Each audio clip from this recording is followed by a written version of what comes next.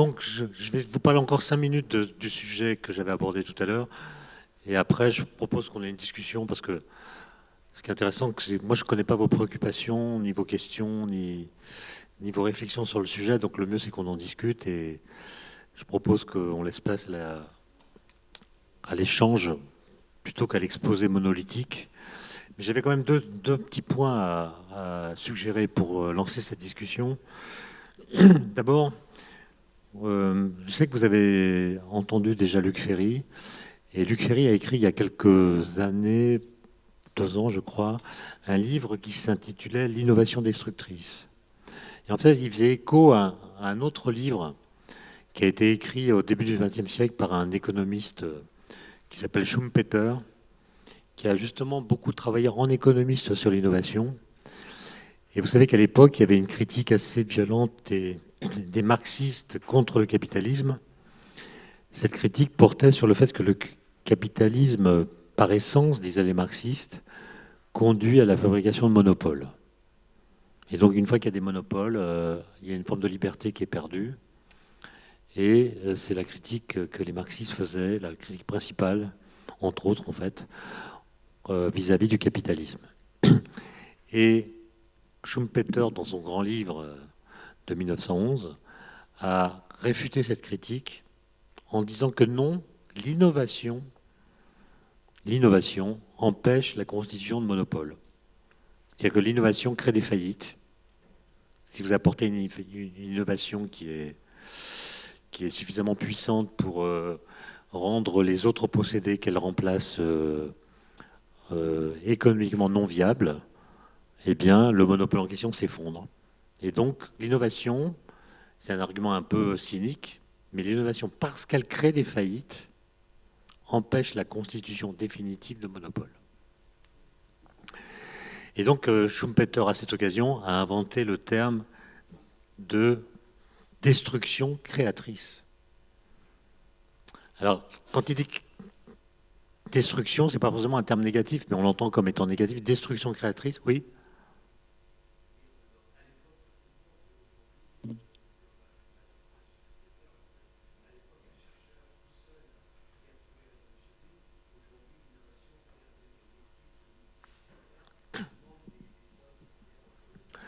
Absolument, mais en l'occurrence, que l'innovation soit portée par une personne ou par un groupe ne change rien aux effets qu'elle produit.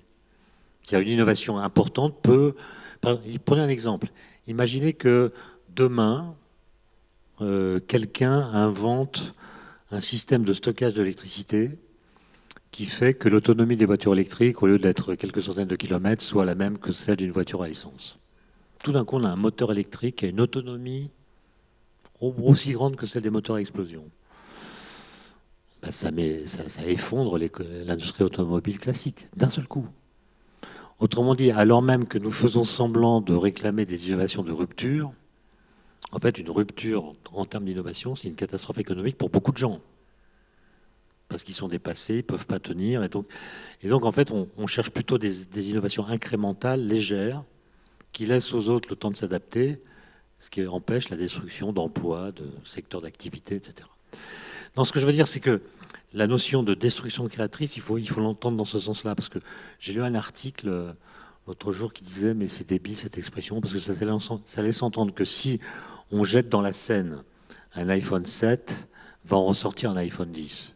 Non, c'est pas du tout ça. C'est pas le fait de détruire des choses qui crée des choses. C'est le fait qu'on invente des choses qui permet à d'autres de disparaître. Donc le bon terme, ce serait plutôt innovation destructrice. Il y a des innovations qui détruisent les procédés qu'elles viennent remplacer. Voilà. Ensuite, je voulais dire un mot sur le principe de précaution, qui à la base est tout à fait légitime. Hein. C'est l'idée que comme on ne sait pas ce qu'on fait quand on innove, on ne sait pas les conséquences des actions qu'on mène, il faut être prudent, faire des études pour voir l'impact, les effets secondaires, etc. Mais vous voyez qu'en fait, en tout cas en France, c'est moins vrai à l'étranger, mais en France, on a mis ce principe dans la Constitution, donc il a un poids plus grand. En fait, il y a deux principes de précaution. Il y a le principe de précaution tel qu'il est dans la Constitution, qui est que quand on ne sait pas quels sont les effets, on doit faire des études pour. Donc c'est un principe de précaution dont l'énoncé est dynamique. Ce principe nous dit qu'il faut faire des recherches pour comprendre. Mais médiatiquement, il y a un deuxième principe de précaution qui n'est pas du tout la même chose, qui est un principe qu'on invoque non pas pour réduire les dangers ou les risques, mais c'est un principe qu'on invoque pour réduire l'angoisse ou l'anxiété. Et ce n'est pas du tout la même chose. Il y a les mesures qu'on doit prendre pour réduire un danger ne sont pas du tout les mêmes en général que celles qu'on doit prendre pour réduire une angoisse. Est-ce que vous avez besoin d'exemples ou vous comprenez ce que je veux dire? Par exemple, après les attentats à Paris, les mesures qui ont été prises pour réduire l'anxiété. Pas du tout le danger. Mettre des vigiles devant les bâtiments publics, on ne voit pas très bien en quoi ça baisse le risque d'attentat. Puisque les terroristes, en l'occurrence, ils zigouillent les deux vigiles et puis ils font ce qu'ils ont à faire. D'accord ? Donc c'est des mesures qui sont faites uniquement pour réduire l'anxiété et pas du tout le danger. Pour réduire le danger, il faut des services secrets un peu performants, etc. Ça n'a rien à voir. Mais c'est des mesures qui sont beaucoup moins visibles. Alors, on veut que la population soit rassurée, donc on lui donne de quoi être rassuré. De la même façon, il y a beaucoup de décisions qui sont prises en justice, regardez-les sur les antennes pour les téléphones mobiles ou autres, qui sont des mesures faites pour rassurer les gens, sans que ça change rien au danger, réel ou pas, que ces mesures sont censées prévenir. Et donc je pense que, je ne sais pas très bien quels sont vos métiers, mais je pense qu'il y a quand même des secteurs qui vous concernent, comme les OGM ou d'autres, OGM, etc.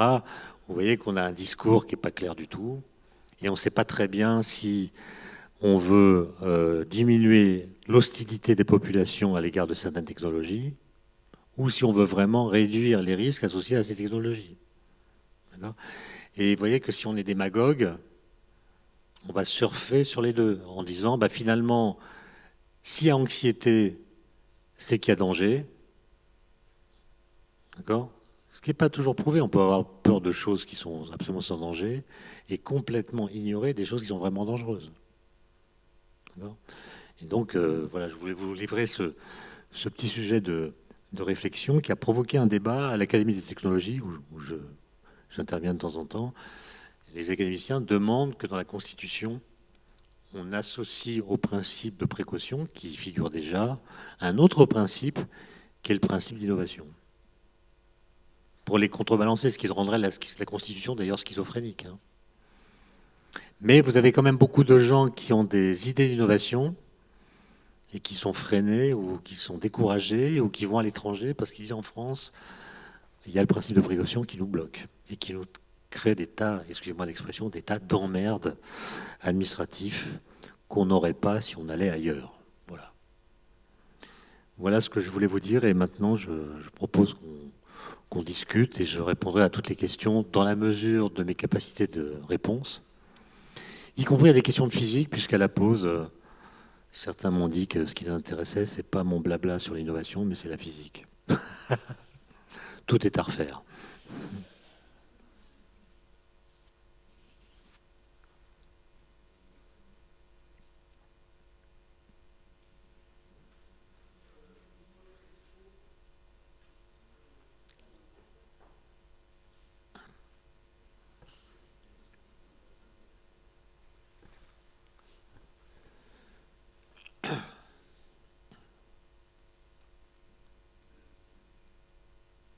Deux questions. Oh, pardon. Une première, et vous venez d'en faire l'ouverture. On est franco-franchouillard, européen ou plus large en termes de société à laquelle s'adressent vos propos. Et puis je vais faire écho. Est-ce que si on était en Chine, si on était en Afrique, on aurait la même perception du progrès et de l'innovation et de toute la problématique qui a été évoquée? Première question. Deuxième question, progrès, projet. Est-ce que c'est parce qu'on n'est plus tourné vers le progrès ou est-ce que c'est parce qu'on n'a plus de projet à terme? Merci. Je commence par la deuxième parce qu'elle est plus facile. En fait, le mot projet est un mot dont l'usage est de plus en plus fréquent parce on a tous des projets. Par exemple, dans la recherche, on a des projets. Avant, on ne parlait pas de projet, on parlait de sujets. Ah oui, on avait des sujets de recherche. On avait des thématiques. Aujourd'hui, on a des projets. Donc, on n'a jamais autant parlé de projets. Et le problème, par exemple, les entreprises, les grandes entreprises ont tous des projets, elles ont même de la prospective. Les gens réfléchissent à très long terme. Toutes les entreprises réfléchissent à très long terme. Donc les entreprises se projettent comme jamais elles ne l'ont fait auparavant. Par contre, il n'y a plus de projet de société. D'accord ? En fait, il n'y a que les entreprises et les individus qui ont des projets, mais pas la société. Et c'est ça le problème, si vous voulez. C'est ça le problème. C'est que nos activités, qu'elles soient individuelles ou collectives, ne sont pas transcendées par un projet global qui leur donne un sens local. D'accord ? Le terme projet de société est un terme qui est rentré dans une sorte de désuétude. Et quand je dis ça, je ne suis pas en train d'accuser les hommes politiques, par exemple, de manquer de projets. C'est qu'en fait, c'est presque impossible. Il faudrait qu'on ait un projet pour l'éducation. Il faudrait qu'on ait un projet pour les migrants. Il faudrait qu'on ait un projet pour ce qu'on appelle le lien social. Il faut qu'on ait un projet pour les banlieues, pour les zones rurales qui sont... Il faudrait un projet global que personne ne peut avoir. Et donc, les projets prolifèrent quand le projet qui leur donne sens s'absente. D'accord ? Et ça, c'est quand même, je trouve, un petit problème. Mais en même temps, il ne faut pas réhabiliter une sorte d'idéologie comme on a pu en avoir dans le passé, qui serait en fait un totalitarisme.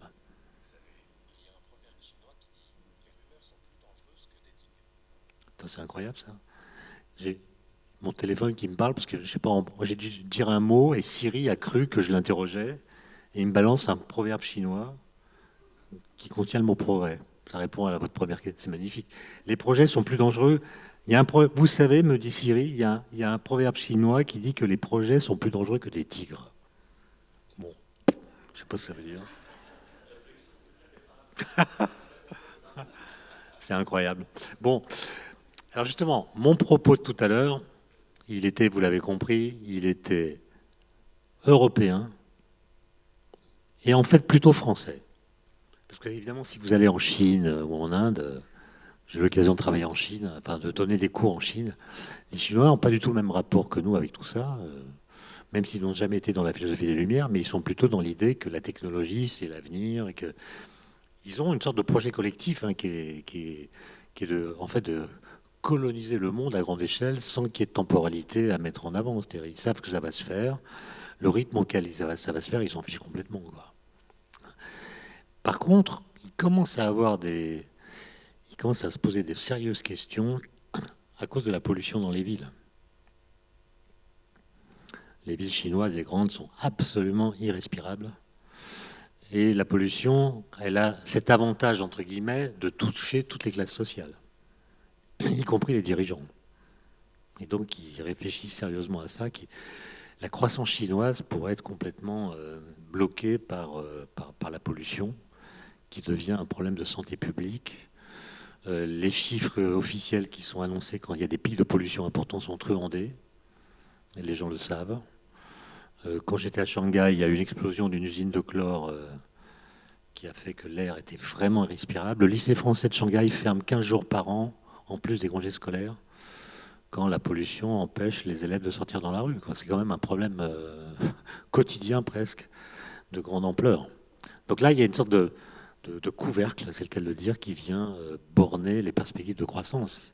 On ne peut pas croître comme ça sans prendre des mesures relatives à la qualité de l'air. Maintenant, donc, ce discrédit de l'idée de progrès, cette critique de la science ou de la technologie dans certains secteurs, il est quand même très européen. Et quand je dis qu'il est aussi un peu franco-français, c'est que la France, comme vous le savez, dans toutes les mesures toutes les enquêtes d'opinion qu'on peut faire, est le pays le plus pessimiste de la Terre. Il y a un pessimisme français qui n'existe pas en Allemagne, qui n'existe pas en Italie. L'Italie est un pays dans une situation économique bien plus grave que la France. Quand vous allez en Italie, vous voyez que ça pète le feu, quoi. En France, non.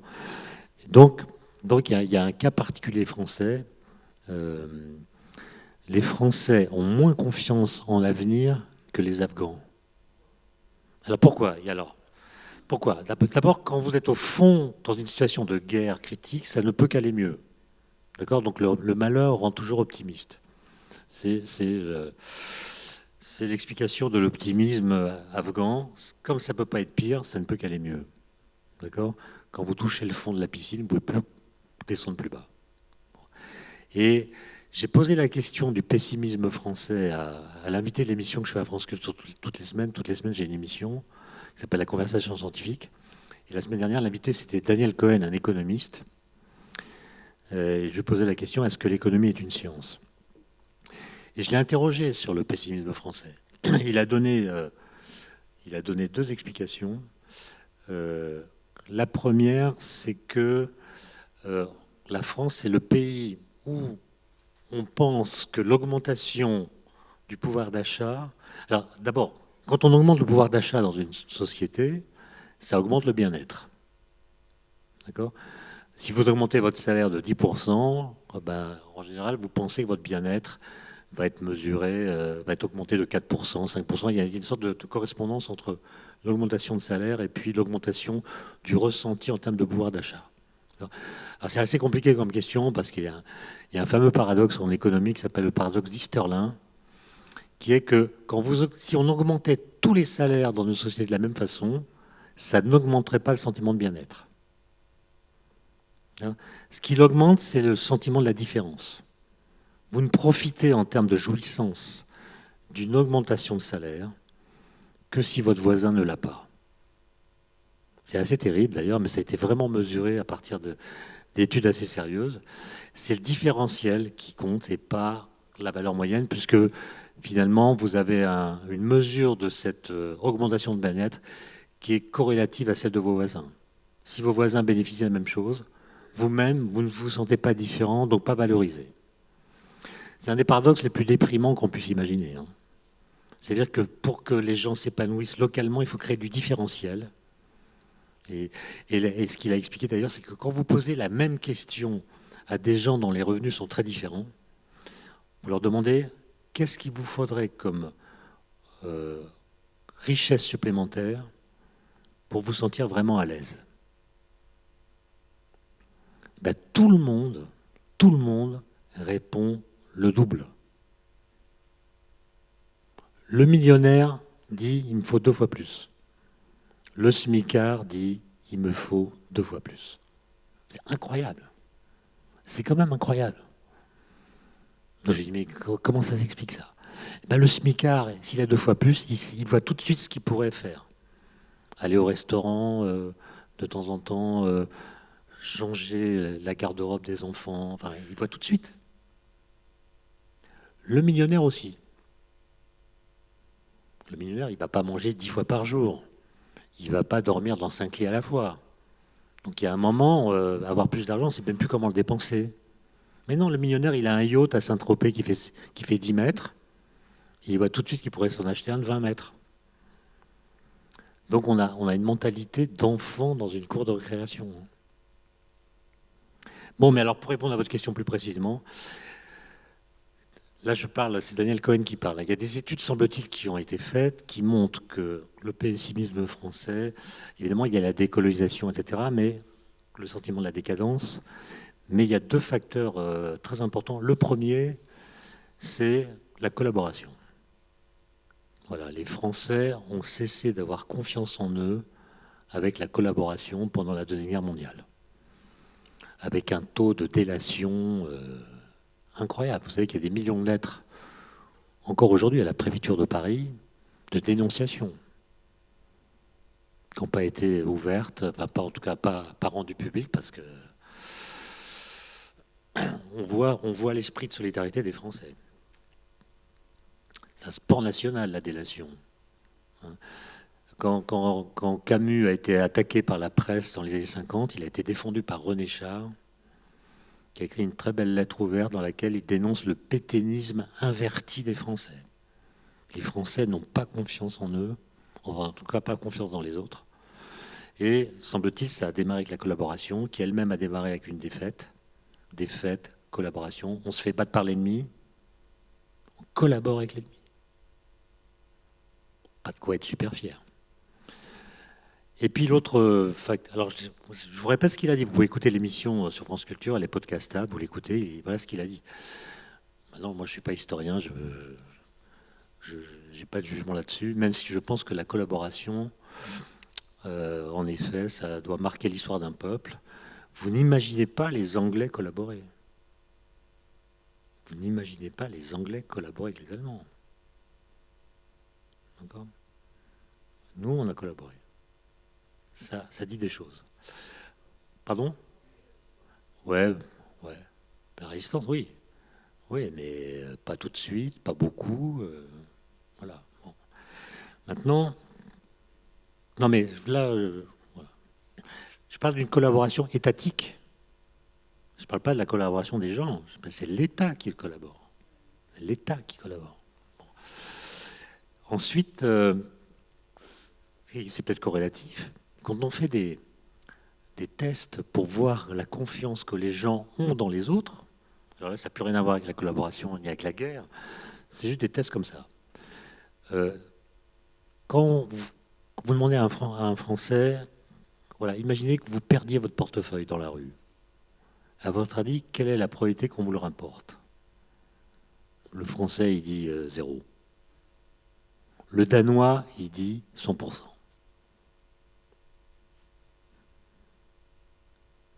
Le Danois, il pense même qu'on va le rapporter avant même qu'il tombe de la poche.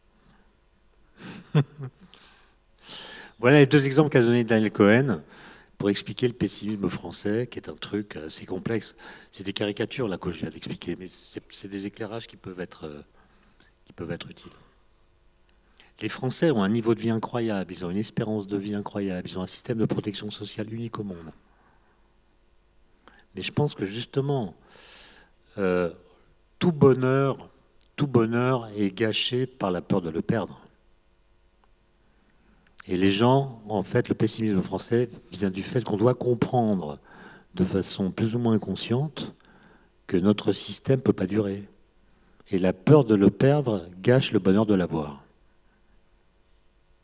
C'est comme les types qui sortent avec une très jolie femme. C'est vachement bien, mais ils paniquent chaque matin en se disant qu'ils vont la perdre, quoi. C'est jamais le contraire. C'est-à-dire une femme avec un très bel homme n'a jamais peur.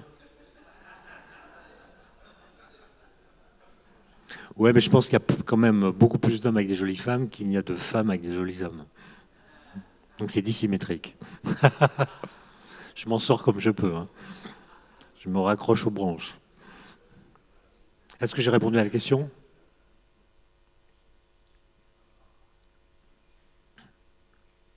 Une question, si d'Alembert et Rousseau étaient revenus dans leur cabine spatio-temporelle maintenant, quel regard auraient-ils sur les mouvements de déconsommation ?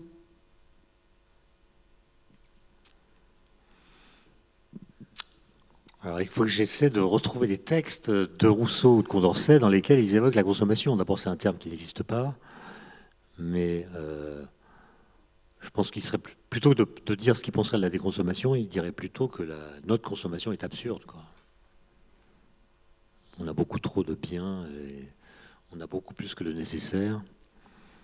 Et par exemple, la mode, c'est un truc tout à fait nouveau. La mode, à l'époque, disons jusqu'au milieu du XIXe siècle, la mode, ça n'existe pas. C'est-à-dire que les gens s'habillent en fonction de leur appartenance sociale ou de leur métier.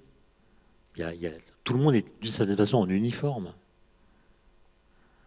Et puis, il y a ce mouvement qui d'ailleurs va de pair avec les dandys. Les dandys, c'est la bohème, c'est le même truc. Hein.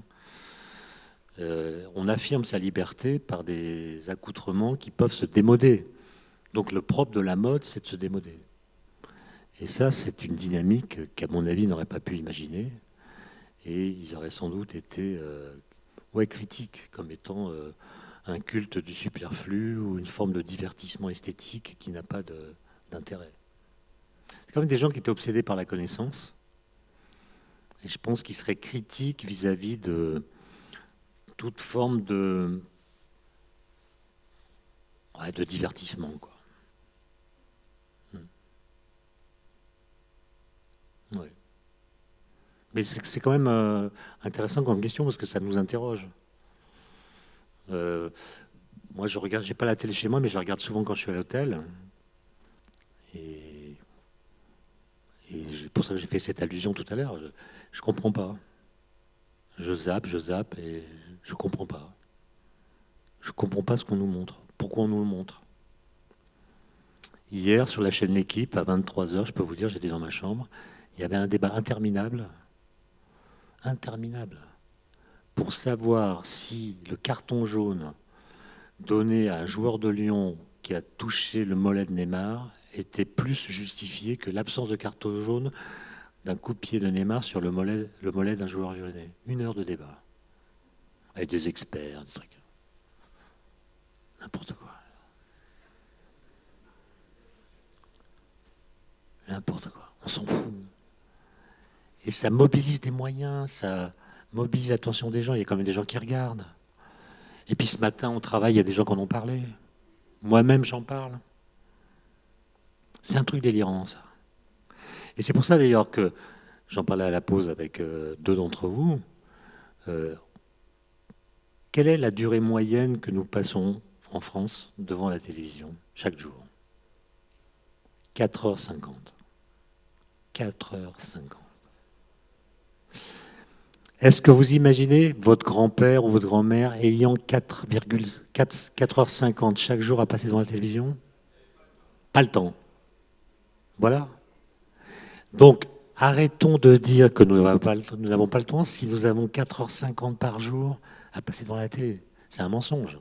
Si on a le temps de regarder la télé, c'est qu'on a du temps. Faut pas se mentir. Faut pas se mentir. D'accord? Aucune génération antérieure n'aurait pu faire cela. Aucune. Nous le faisons, ça veut dire... D'ailleurs, quand vous faites le calcul à la fin, 5 heures par jour, ça fait presque 1/5 de votre temps de vie. Donc à la fin, je ne parle pas de vous, je parle des Français moyens, il existe bien quelque part. 1/5 de sa vie devant la télé. C'est à peine moins que le temps passé à dormir.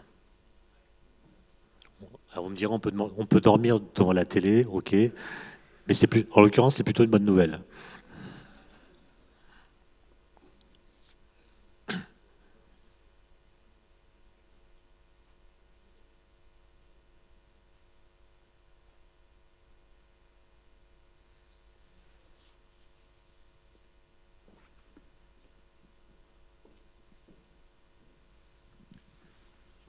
On a parlé d'innovation, de progrès, et en fait de non-projection. On se projette à 2020, on se projette à très, très court. Quelle relation vous faites entre l'innovation, le progrès et la détermination du besoin?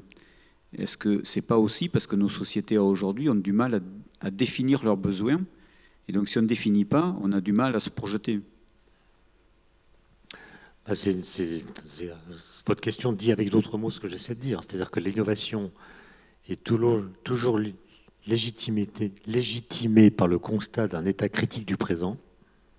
Donc on identifie ce qui ne va pas dans le présent, on essaie de le corriger, on essaie d'empêcher que les crises qui s'amorcent s'aggravent, et que tout cela nous maintient dans une forme de présentisme.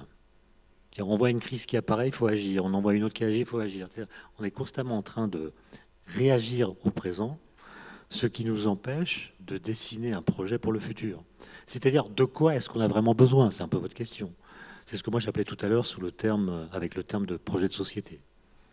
Quelle est la société qu'on veut? Et qu'est-ce qu'il faut faire pour la faire advenir? Voilà. Quel est le projet collectif? Et on voit bien que c'est ça qui manque. Encore une fois, dire cela, ça n'est pas critiquer telle ou telle communauté. On voit bien que ça manque, mais que chacun, à son niveau, personnel, collectif, professionnel, essaie de retrouver du sens à sa vie localement. D'où les communautarismes, d'où les isolats que nous voyons se constituer, d'où l'idée qu'on serait mieux entre soi, que ce qui pose problème, c'est les autres, c'est l'extérieur, c'est le monde, c'est les migrants, etc.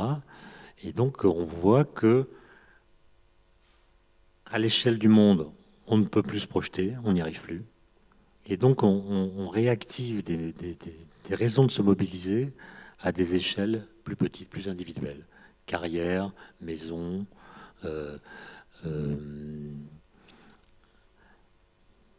Jacques Attali dit c'est le culte du moi d'abord, quoi. En fait, on essaie de sauver sa peau. On essaie de sauver sa peau, c'est-à-dire de s'accrocher à des activités qui donnent sens pour nous, parce qu'on a l'impression qu'autour, ça va fluctuer, ça va même mal aller, quoi. Regardez le nombre de murs qu'on construit dans le monde. Vous pouvez voir sur Internet. Regardez, murs, vous tapez murs. Tout le monde construit des murs partout. Les Américains, les Israéliens, des projets de murs. Mais c'est quand même dingue. Projet de murs. Quand j'étais étudiant, la grande mode, c'était d'aller en Afghanistan en 2 chevaux. Vous avez connu ça. Monsieur hoche de la tête, ça veut dire qu'il l'a fait. Ou il connaît des gens qui l'ont fait. On pouvait aller en Afghanistan en voiture, sans permis de conduire, avec une vague carte d'identité.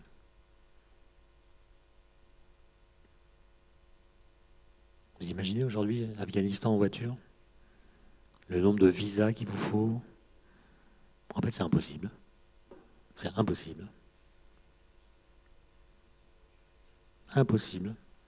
La liberté de circulation n'a jamais été aussi faible qu'aujourd'hui. Vous disiez, c'est le thème de votre colloque de l'an dernier, le temps s'accélère. Bon, ok. Mais il y a beaucoup de choses qui ralentissent. Les vitesses de transport, les voitures, la vitesse moyenne sur les routes est plus basse qu'avant. Les avions ne vont pas plus vite. Il y a beaucoup de choses qui ralentissent. Il y a beaucoup d'activités qui se font plus lentement qu'avant. C'est pas parce qu'on est hyperactif qu'on est rapide. D'accord? Donc il y a beaucoup de choses qui ralentissent et la liberté de circulation, contrairement à tout le baratin, n'existe plus. Pour entrer dans un immeuble, il faut connaître 3 codes à Paris. Pour entrer dans une entreprise ou un lieu public, il faut un badge. On n'a jamais autant contrôlé. On va reconstruire des frontières. On va mettre des murs ici ou là. Et donc, il y a l'idée que le monde est un danger public, si j'ose dire, et il faut se protéger par des... Donc ça aussi, je pense que c'est une sorte de réflexe que je ne suis pas en train de condamner, même si je le trouve dangereux. C'est une sorte de réflexe qui vient du fait que comme on ne sait pas où on va, on se protège. Voilà, on se protège. On s'enferme, en fait. Et je crois que la raison profonde, c'est une raison assez objective. C'est que nous avons compris, grâce à... Enfin, c'est pas dur à comprendre, hein, que nos modes de vie, je parle de français, européens, sont des modes de vie qui ne sont pas du tout universalisables. C'est-à-dire que nous, on consomme une quantité d'énergie par année, par individu, qui, si vous la multipliez par 7 milliards, qui est le nombre de personnes que nous sommes sur Terre, donne un chiffre absolument impossible à réaliser. C'est-à-dire, même si vous mettez des centrales nucléaires à tous les coins de rue, vous ne pourrez jamais donner à 7 milliards de personnes autant que celles que vous donnez individuellement à chacun des Français. Et même si vous le pouviez, je ne sais pas comment, l'atmosphère terrestre ne le supporterait pas.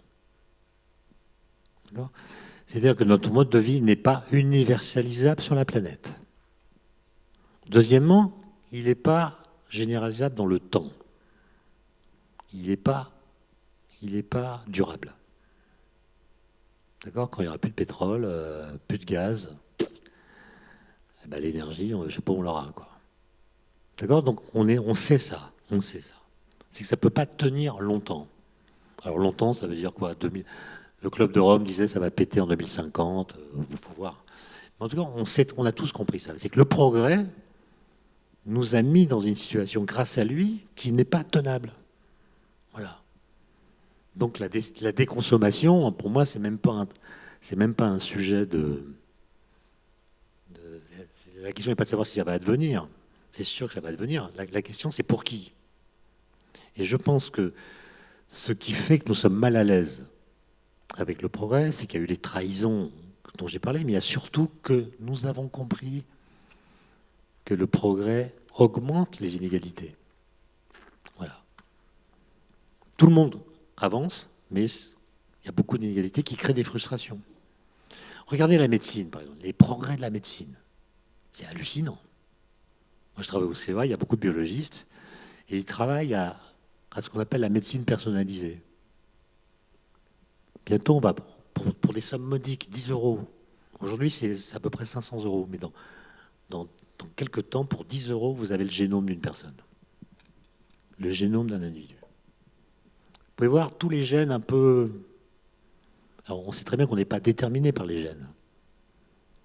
Mais connaissant les gènes pathologiques, on sait que si vous avez certaines habitudes de vie, ces gènes pourront être activés et déclencher des pathologies ou des maladies. Qu'est-ce qu'on va faire de ça? Vous dites c'est super, on va pouvoir faire de la prévention, on voit que telle personne est susceptible d'avoir telle maladie, etc. On peut même guérir dans l'embryon, comme ça a été fait récemment. On corrige un gène dans l'embryon pour empêcher que la personne qui va naître développe cette maladie. Mais vous voyez aussi tout ce qu'on peut faire. Sélection, contrôle. Contrôle. On vous dit que vous avez un gène qui vous rend susceptible d'avoir un AVC parce que vous avez trop de cholestérol. Donc votre assureur, il dit « Ok, je vous assure pour la vie, à condition que vous fassiez un footing tous les 3 jours. » Puis on met des puces dans votre réfrigérateur pour voir ce que vous consommez. Et si vous mangez des trucs qui ne sont pas bons compte tenu de votre génome, l'assureur vous dit bah, « C'est fini. » Donc c'est l'enfer, quoi. Qu'est-ce qu'on va faire de ça? Et vous voyez que quand vous avez l'idée de progrès qui subsume vos activités, vous dites on peut le faire, donc on le fait. C'est la voie de l'histoire. Et vous aurez donc dans ce cas-là un principe qui donne sens à vos actions. Mais on n'a plus ce principe. On n'a plus ce principe. Et donc à partir de quoi on discute? Non plus de principe, mais de valeurs. On met sur la table nos valeurs. Or les valeurs ont une valeur relative. En tout cas moins universelle que les principes. La valeur d'une valeur dépend des évaluateurs. Voilà, tout bête. Moi, je suis à l'Office parlementaire pour l'évaluation des choix scientifiques et technologiques. J'ai assisté à des débats, et peut-être certains d'entre vous qui étaient présents, sur les pesticides. Les pesticides, qu'est-ce qu'on fait avec les pesticides? C'était passionnant. Il y avait des gens qui mettaient en avant des valeurs relatives à leur santé. Et je suis malade à cause de ça, donc il faut arrêter. Il y a des gens qui mettaient en avant des valeurs relatives à l'économie. Sans les pesticides, mon exploitation n'est pas viable, donc il faut maintenir. Sinon, je coule. D'autres mettaient en avant des valeurs philosophiques. Ils étaient néo-rousseauistes et disaient qu'il faut revenir à la nature, etc. Comment ces gens peuvent se mettre d'accord? Impossible. Parce que nos valeurs nous opposent, alors que nos principes nous rassemblent. Quand il y a des principes universels partagés, au nom de ces principes, on trouve un accord. Au moins dans une communauté qui les partage. Les valeurs, c'est le bordel. Excusez-moi, c'est le bordel. On ne sera jamais d'accord parce que nos valeurs nous distinguent des autres. Et j'ai souvent entendu dans ces débats des gens dire en forme d'argument, comme si c'était un argument, monsieur, s'adresser au président de l'OPEXT, monsieur, moi j'ai mes valeurs. Ben ouais, mais en quoi tes valeurs devraient être mes valeurs? Il n'y a aucune raison. Et vous voyez que c'est bien pour cela que toutes les décisions que nous devons prendre sur les technologies nous n'arrivons pas à les prendre. Parce que les valeurs ne sont pas suffisamment fortes pour s'imposer. Et même si le Parlement légifère, comme il l'a fait sur les déchets nucléaires, moi, au nom de mes valeurs, je peux dire au Parlement, j'en ai rien à faire de cette loi, moi j'ai mes valeurs. Et je m'oppose à la décision du Parlement. D'accord ? C'est en gros le même genre de réflexe qui se produit pour toutes les questions éthiques. Sur les OGM, c'est pareil. Est-ce qu'il y a vraiment eu un débat sur les OGM ? Jamais. Jamais. Est-ce qu'il y a eu un débat sur le nucléaire ? Jamais. Quand vous en faites un, il y a un mec qui arrive avec ses valeurs, c'est fini. Il n'y connaît rien, il ne sait pas ce que c'est qu'un noyau, il est incapable de définir la radioactivité, mais il a ses valeurs. Et puis à l'inverse, il y a des mecs qui connaissent bien la physique nucléaire qui ont leurs valeurs. Bon, bref. Donc c'est impossible. Et donc vous voyez que il y a beaucoup de comités d'éthique sur ces questions, de l'éthique. On dit qu'il faut de l'éthique. Très bien. Mais vous savez très bien qu'il n'y a jamais de solution éthique aux problèmes éthiques. Ça n'existe pas. D'accord ? Qu'est-ce que c'est que faire de l'éthique ? C'est prendre un problème et l'élever à un niveau où ça devient un problème qu'on peut éthiquement discuter. Mais il n'y a jamais eu dans l'histoire de problème éthique qui ait eu une solution consensuelle. Qu'est-ce que fait l'éthique ? Elle transforme un problème éthique absolument insoluble en un problème technique sur lequel on peut provisoirement se mettre d'accord. C'est tout. Je vous donne un exemple. Qui sait si on a le droit d'interrompre la vie d'un embryon dans le ventre de sa mère ? Qui le sait ? Qui peut se prévaloir d'un savoir en la matière ? La réponse, personne. Personne. Personne ne sait dire « je sais » au sens de la connaissance. On peut avoir un avis, on peut avoir des principes, etc. On peut avoir des thèses là-dessus tout à fait différentes. Mais ça ne relève pas d'un savoir. Ce n'est pas le même savoir que quand je vous dis l'électron existe. Et donc, à partir du moment où les gens se posent la question, est-ce qu'on a le droit ? Personne ne sait. Donc on crée des comités dans lesquels on met des théologiens, des biologistes, des médecins, etc. Puis on discute. Et la seule chose qu'on puisse faire, c'est de transformer la question posée, qui est absolument insoluble, parce que personne ne saura si on a le droit, en un problème technique. On va dire, bah ouais, on peut, mais dans les situations de détresse, et à condition que l'interruption de grossesse se fasse avant telle date dans la grossesse. Donc on a transformé un problème éthique insoluble en une solution technique qui ne fera jamais consensus. Puisque au nom de vos valeurs, vous pouvez dire, mais ce qui a été décidé là, je ne suis pas d'accord. Et donc les questions éthiques ne sont jamais résolues. Complètement. C'est toujours provisoire et c'est toujours discutable. Je vous donne un autre exemple. Est-ce qu'on a le droit d'augmenter la radioactivité dans l'atmosphère ? Qui sait ça ? Personne. Personne. D'accord ? Il y a bien des mécanismes naturels qui augmentent la radioactivité. Il y a des réactions nucléaires naturelles. Donc, on pourrait dire, bah, on n'a qu'à faire comme la nature, mais on le fait un peu plus. Ah oui, mais est-ce qu'on a le droit ou pas ? Personne ne sait. C'est même petite question. Personne ne sait. Pour les OGM, c'est pareil. Personne ne sait. La question, c'est qu'est-ce qu'on fait ? Et là, on va transformer la question en une question encore une fois technique, en disant, ouais, ok, on peut le faire, mais un peu. Un peu, et on met un seuil. On a le droit d'augmenter la radioactivité de temps, et si on dépasse le seuil, ça ne va plus. D'accord ? Et donc, vous voyez comment le fait de passer de l'idée de progrès à l'idée d'innovation fait que ces questions deviennent toujours des questions éthiques insolubles, puisque les principes qui pourraient les résoudre n'existent plus. Par exemple, dans le cas de l'avortement que j'ai évoqué, on pourrait dire, mais la vie est sacrée, donc basta. Donc on ne pose même pas la question. Mais à partir du moment où cette idée n'est plus sacrée, la question se pose. avec toutes les incohérences qui vont avec. Parce que si la vie est sacrée, de quel droit on peut tuer des gens, faire la guerre, de quel droit on bombarde des villages, bon, voilà.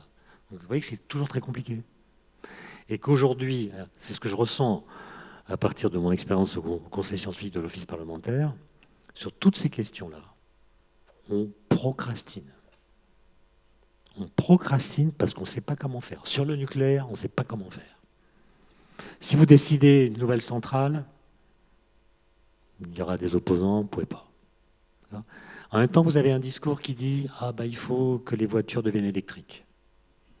Très bien. Vous savez de combien il faut augmenter la production d'électricité française en supposant qu'on met toutes les voitures électriques ? 30%. Donc si on roule à l'électrique, il faut 30% de production électrique supplémentaire. Est-ce que vous avez déjà lu ça dans les journaux ? Jamais. 30% en plus, ça veut dire quoi ? Il faut construire 30 réacteurs nucléaires ? Ou mettre des éoliennes à tous les coins de rue ? Pourquoi c'est jamais posé ces questions ? Pourquoi on dit l'électrique ? Moi, j'ai rien contre l'électrique, mais pourquoi on dit que c'est bien ? Comme si l'énergie électrique, c'était une énergie propre. Mais c'est propre à l'endroit où vous l'utilisez, dans les villes, ça ne pollue pas, mais il faut faire du courant quand même. Donc quand vous roulez à l'électrique, en Allemagne, vous roulez à quoi ? Au charbon. Okay ? Donc on arrête de dire on roule à l'électrique. On roule au charbon et au pétrole. C'est ça que ça veut dire. Après, vous pouvez poser la question, mettre un litre de pétrole dans un moteur à explosion, est-ce que c'est moins intelligent que de mettre un litre de pétrole dans une centrale thermique qui va faire du courant que vous allez mettre dans la voiture ? Les gens, ils parlent comme si l'électricité tombait du ciel dans les batteries. Donc, pas de blague, quand vous roulez à l'électrique en Allemagne, vous roulez aux énergies fossiles. Et vous faites de la pollution par le CO2. D'accord ? Quand vous roulez à l'électrique en France, vous roulez au nucléaire. Puisque c'est le nucléaire qui fait 80% de l'électricité française.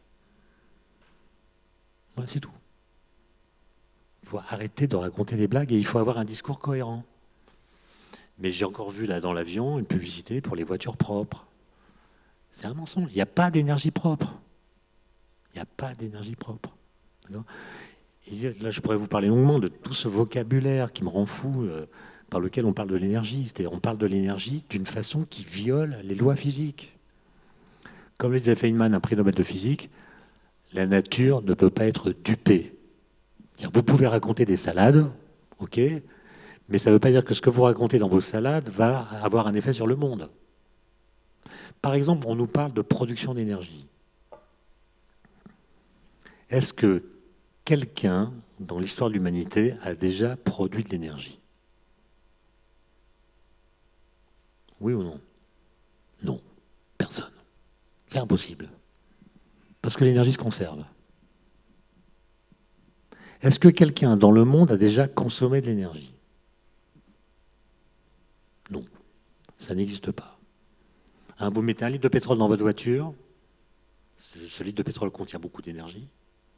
Vous brûlez ce pétrole, ça fait avancer vos voitures, c'est de l'énergie cinétique. Vous allumez vos phares, ça fait de l'énergie électromagnétique.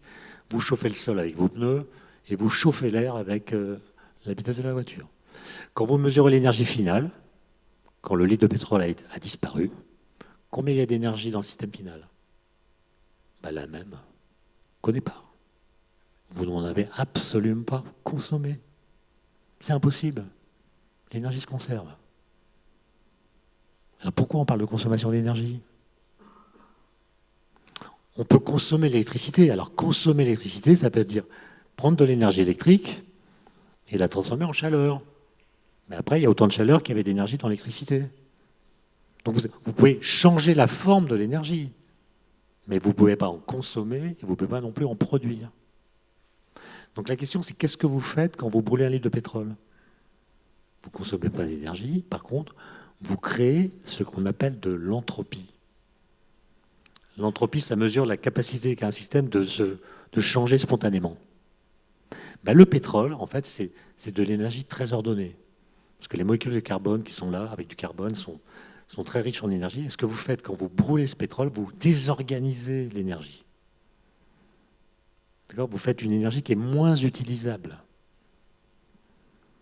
Vous ne diminuez pas sa quantité, vous augmentez, vous ne changez pas sa quantité, vous diminuez sa qualité. Voilà. C'est tout ce qu'on fait. En fait, quand vous consommez de l'énergie, vous ne consommez pas d'énergie, vous la dégradez. Et si on parlait en ces termes-là, on aurait un rapport à l'énergie qui serait un peu différent. Donc dans ce cas-là, est-ce qu'on peut parler d'une empreinte carbone? Bah oui. Bah oui. Oui, ce que j'ai fait avec mes collègues, venir en avion dans le Pays Basque pour une demi-journée, c'est pas bien. C'est pas bien. Ça n'est pas bien. Et la deuxième chose derrière, c'est dans ce qu'on lit. Pardon ? Je disais la deuxième chose, en fait, derrière ma question, c'était dans ce qu'on voit, c'est plutôt que pour pouvoir réduire son empreinte carbone en France, ça ne serait pas de pouvoir moins rouler en voiture ou moins aller en avion, ça serait, et de très loin, avoir un enfant de moins. Et on réduirait très fortement son empreinte carbone. Diminuer la démographie. Non mais... Oui, ben non mais attendez. Jusqu'où on pousse? Non, je connais l'argument, mais la démographie, c'est un truc sur lequel on ne peut pas beaucoup jouer. Il y a des gens qui disent qu'il faudrait qu'on soit 4 milliards. Ouais, sauf qu'on est 7 milliards. Donc, qui est-ce qu'on élimine? Ok? Non, je pense que c'est pas recevable. C'est pas recevable.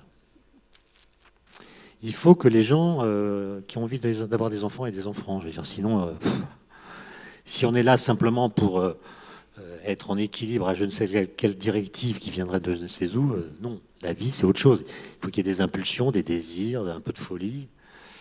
Sinon, ça ne va pas être très drôle.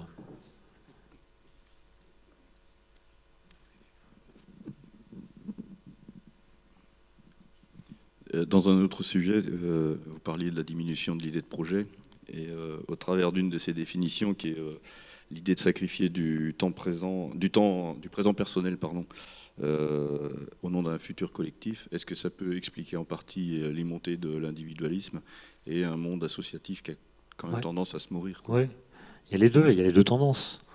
L'individu, le communautarisme, la sectorisation des revendications.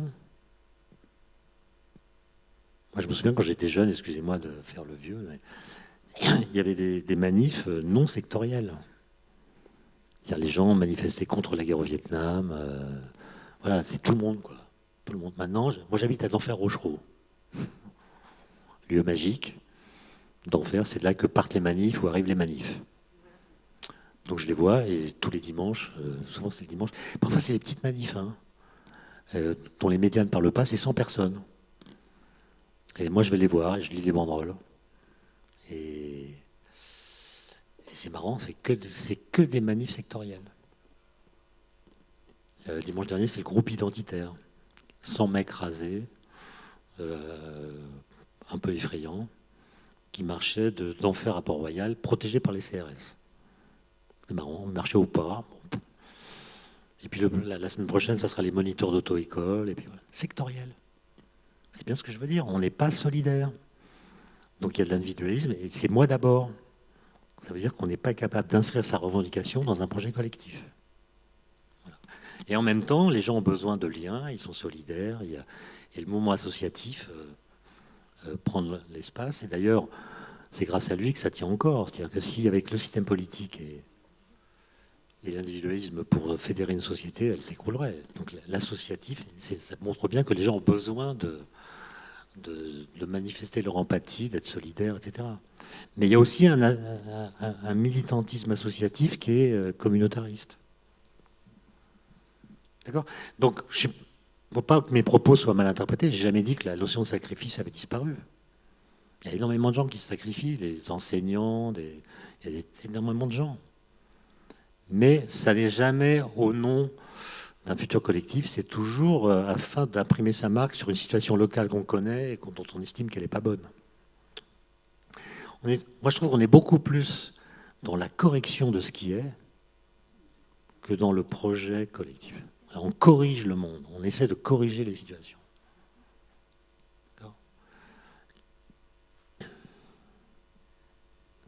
pour redonner confiance, est-ce que la science n'a pas loupé le virage de la communication pour être plus pédagogique, pour que tout un chacun comprenne ce que vous venez de dire par rapport aux énergies, par rapport à la biologie, tout ce qui est scientifique en fait, et qui crée des polémiques et des tensions, largement relayées d'ailleurs dans les médias.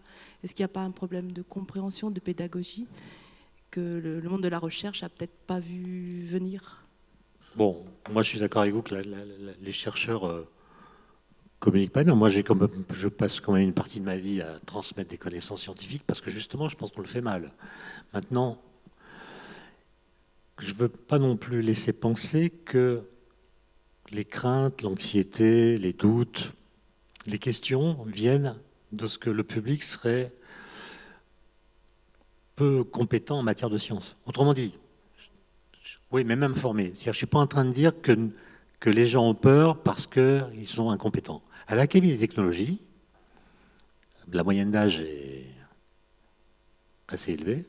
C'est que des anciens messieurs là, qui ont fait leur carrière. Et eux, ils pensent que toutes les peurs sont irrationnelles. Et que c'est parce que les gens sont mal formés ou mal informés qu'ils ont peur. Mais ce n'est pas vrai. La peur, elle peut être rationnelle. Quand vous êtes dans la face nord des Grandes Jorasses et que vous voyez un nuage orageux qui pointe, si vous avez des connaissances d'alpinisme, qu'est-ce que vous faites? Vous tirez des rappels dardard vers le bas. Si vous n'êtes pas compétent, vous allez dire, tiens, je reste ici, il y a des belles photos à prendre. Et on ne retrouve jamais votre corps.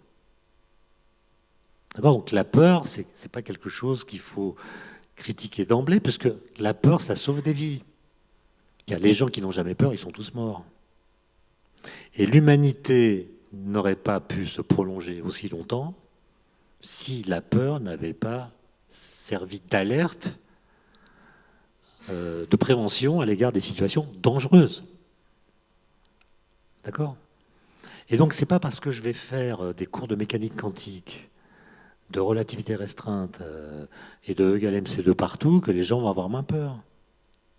Autrement dit, la peur n'est pas le résultat de l'ignorance.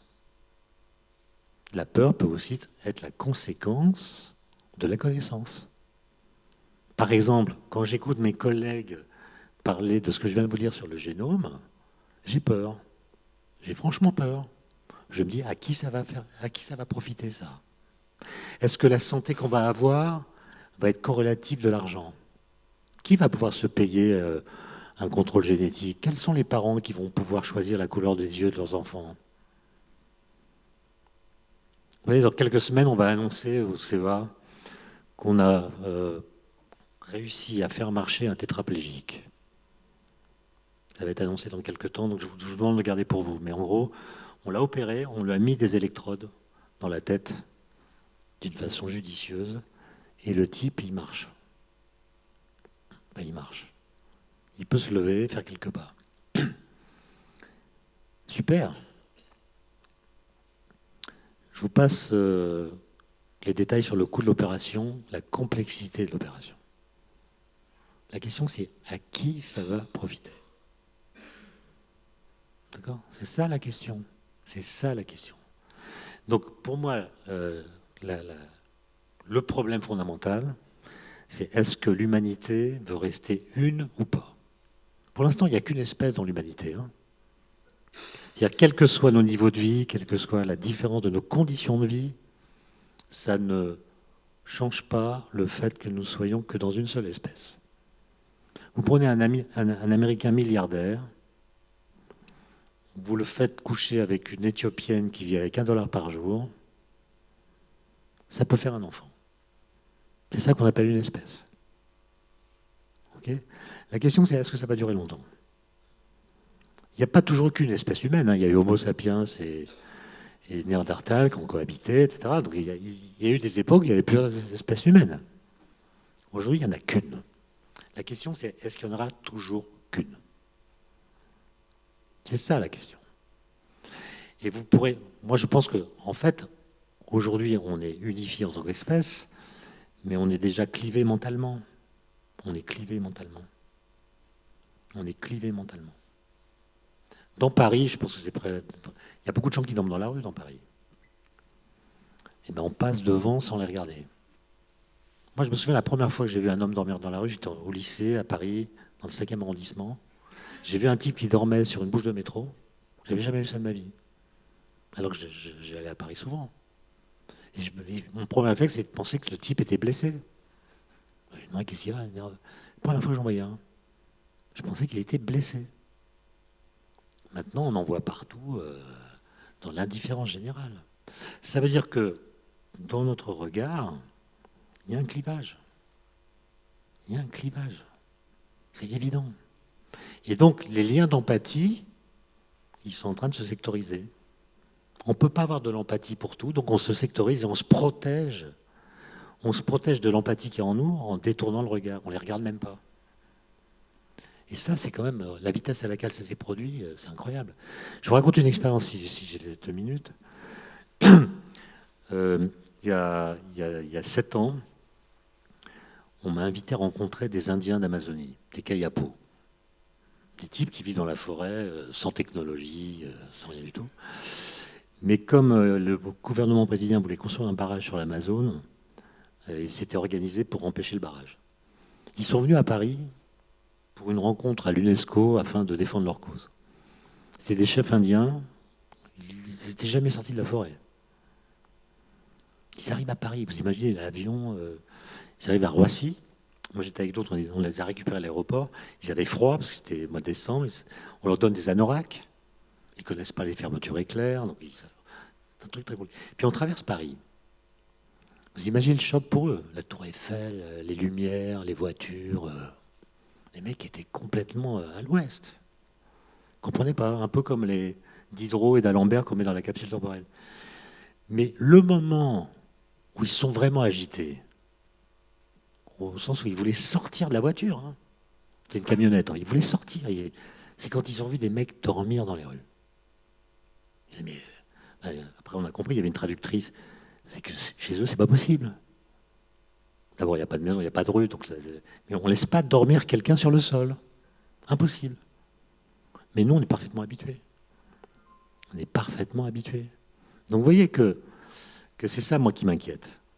Et on peut faire de la pédagogie en expliquant que les cellules souches, c'est pas dangereux, que l'arme atomique, c'est bon pour tout le monde, etc. Qu'il n'y a pas de danger avec telle ou telle chose. Mais je pense que l'angoisse profonde qu'on a, c'est que la technologie augmente les différentiels. Et que nous ne sommes plus dans la même humanité selon que nous avons ces moyens ou selon que nous ne les avons pas. Écoutez Trump, au-delà de la pathologie du personnage. Non mais, Trump c'est un symptôme, si vous voulez. Quand même un mec qui peut mentir à ce point sans perdre du crédit symbolique. Ce qu'il a raconté sur le changement climatique, c'est n'importe quoi. Il ne sait pas faire une règle de 3, mais il prétend connaître les sciences du climat. Et quand il dit des conneries, bah, les gens votent pour lui. C'est quand même pour un scientifique, c'est un choc, ça. C'est un type complètement pathologiquement atteint, qui ne sait même pas faire une règle de 3. On dit même qu'il n'est pas capable de lire un rapport.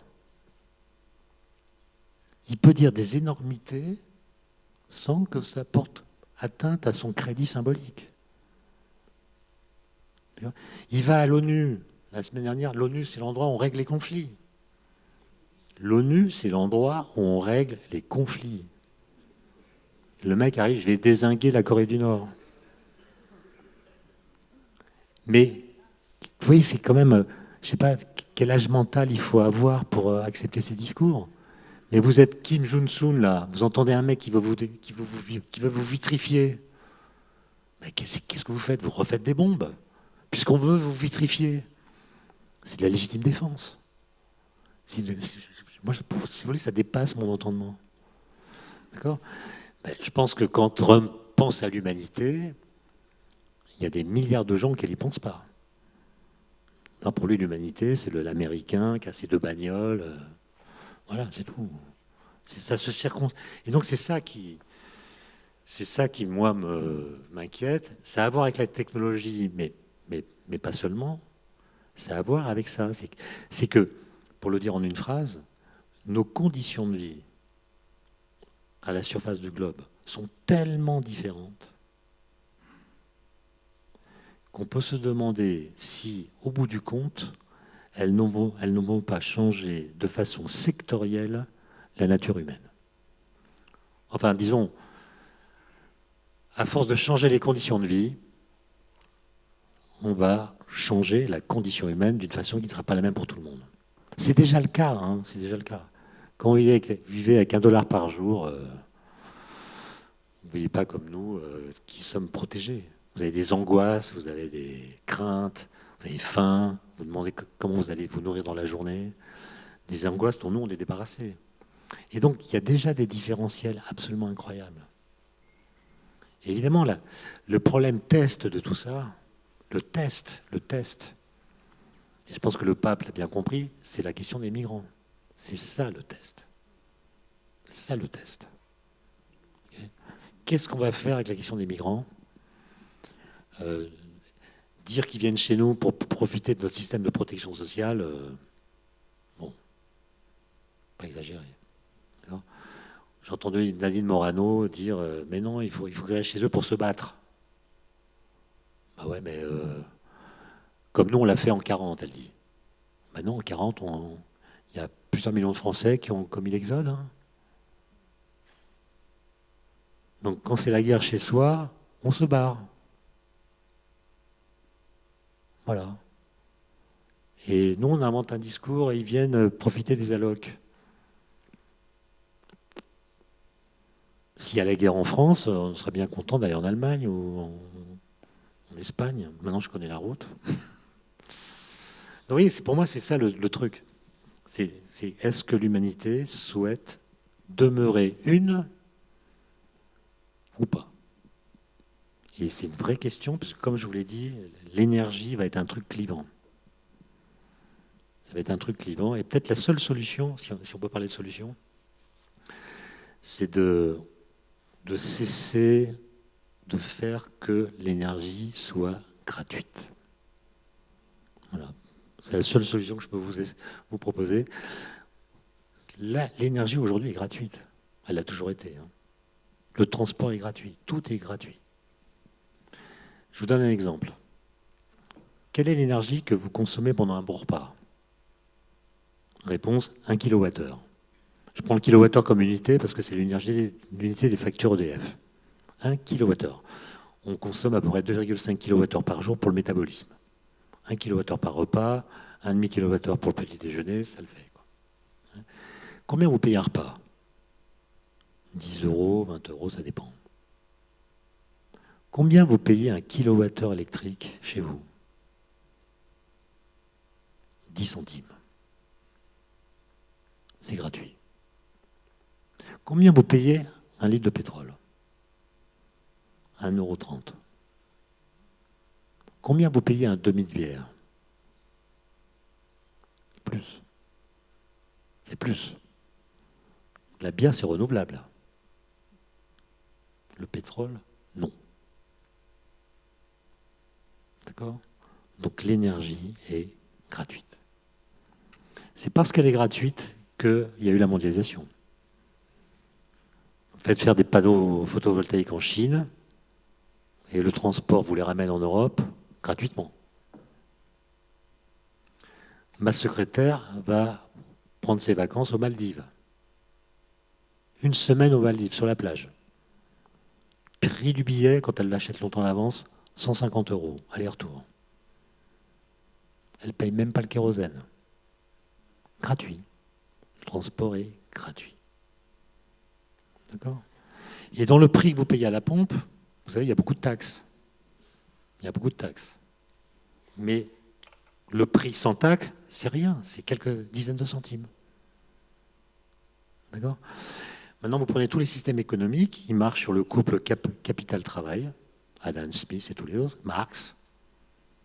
Il n'y a pas l'énergie. Il faudrait introduire dans l'économie le prix de l'énergie à son juste prix. Alors les économistes, je ne suis pas spécialiste, mais si vous écoutez Jean Covici ou Grandjean, ils vous disent le vrai prix du prix de pétrole, du litre de pétrole, c'est 5 €. Et à partir du moment où vous payez le pétrole 5 € le litre, là, vous arrêtez les conneries. C'est-à-dire vous faites votre pot de yaourt là où il y a du lait. Alors qu'aujourd'hui, un pot de yaourt aux fraises, c'est 3500 km. Hein. L'endroit où on fait le pot, c'est pas l'endroit où on fait l'étiquette, c'est pas l'endroit où on collecte le lait, c'est pas l'endroit où on collecte les fraises. Après, on le fait voyager. Tout ça, c'est possible parce qu'on ne paye pas l'essence. Le jour où on perd l'essence, on localisera la production et c'est la fin de la mondialisation sauvage que nous connaissons. Voilà. Comme le transport est gratuit et que les ouvriers chinois ne sont pas payés, ben on transforme la Chine en usine et on ramène les produits. Mais vous voyez bien que ça ne va pas durer, parce qu'à un moment, les Chinois, ils vont vouloir des salaires. D'accord ? Et puis, le pétrole, à mesure qu'il va se raréfier, va devenir plus cher. D'accord ? Donc on voit bien que ça ne peut pas durer. Et je crois que c'est ça qui crée l'angoisse. L'angoisse, elle vient du fait qu'en fait, si vous regardez, on va super bien. On va super bien. En France, ça va super bien. Et l'angoisse vient du fait qu'on sait que ça ne va pas durer. C'est comme si on avait épousé le bonheur avec, dans le contrat de mariage, un divorce garanti.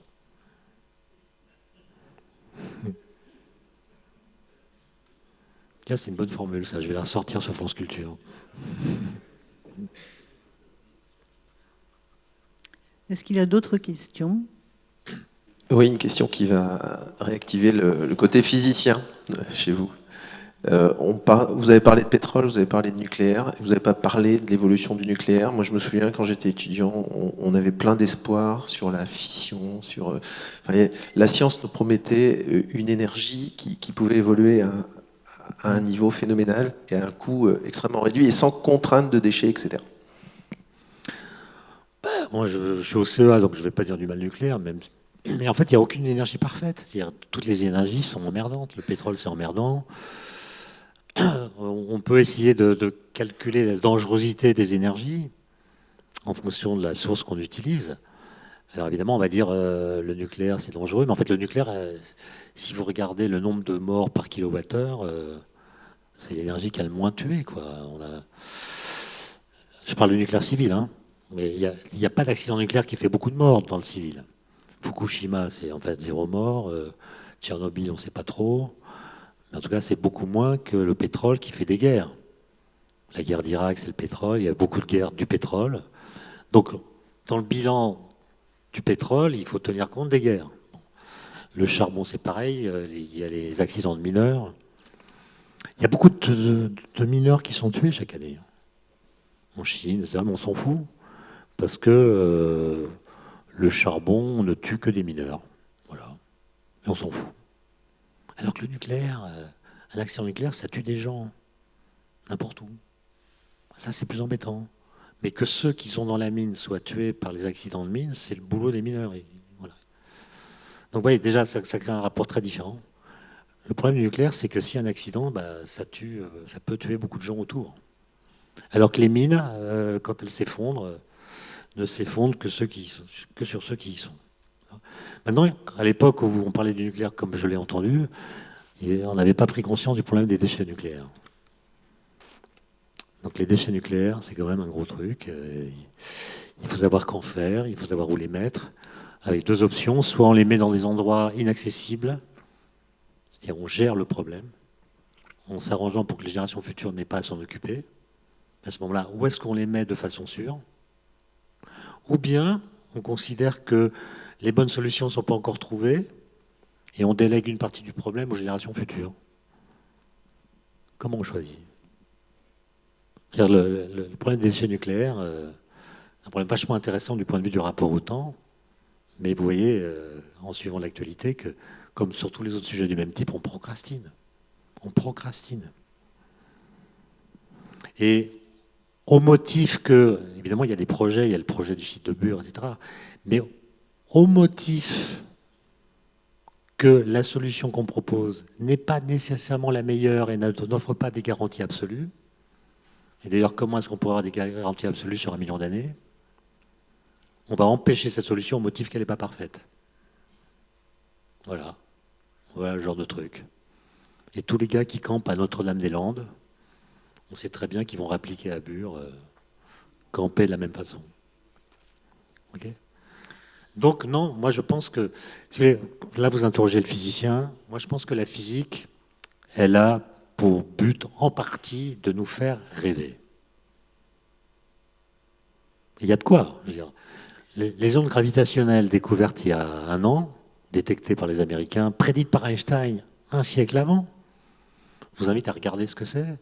C'est absolument incroyable, génial. On a pu montrer que ces ondes ont été fabriquées par 2 trous noirs confusionnés il y a 3 milliards d'années, se propagent dans l'espace-temps à la vitesse de la lumière, traversent la Terre, ça change les distances.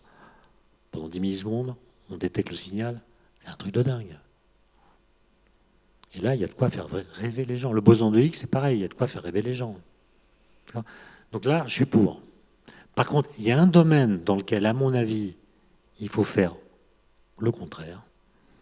Empêcher les gens de rêver, c'est une responsabilité morale, c'est l'énergie.